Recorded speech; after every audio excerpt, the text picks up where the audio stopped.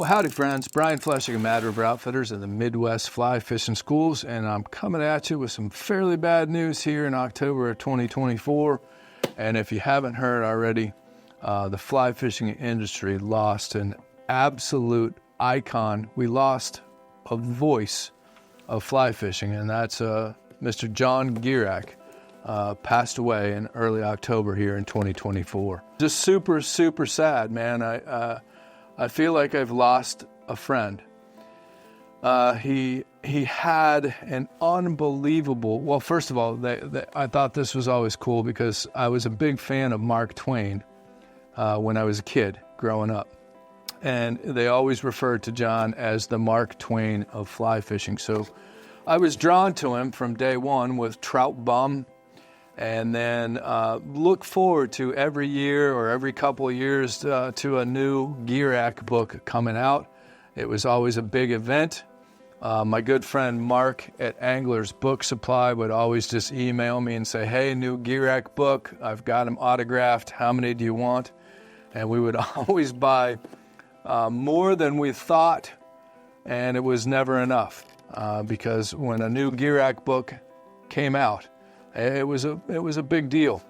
And I mean, there's just so many of them. I mean, you know, a couple of his recent ones. This is, I believe, the most recent one all the time in the world.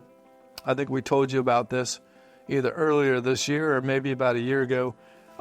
Excellent read. Dumb Luck and the Kindness of Strangers. I think that was the one before. Both still available in hardback. I mean, no shortage of good days.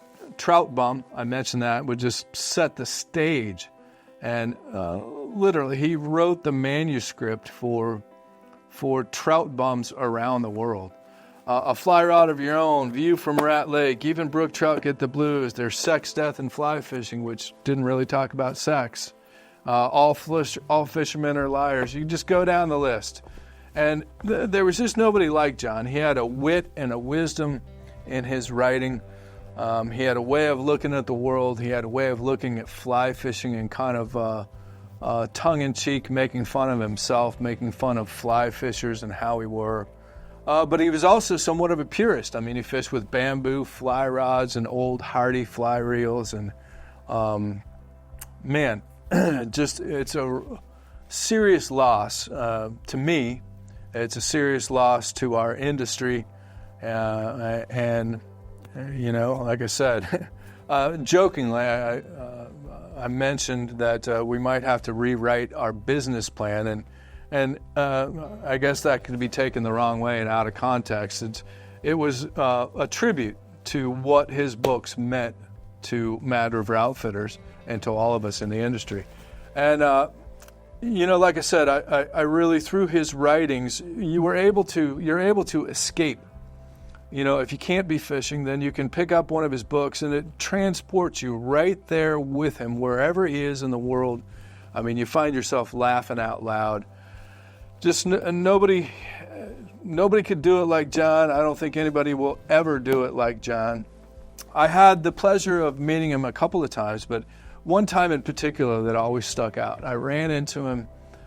It was probably a good 18 to 20 years ago at the Fly Tackle Dealer Show. And it was in Denver, and which was close to his home. So I saw him walking around, and, you know, he was completely unassuming. I mean, he looked like somebody you'd see at a Grateful Dead concert, quite frankly. And he had a rucksack on his back, and he was walking through the show.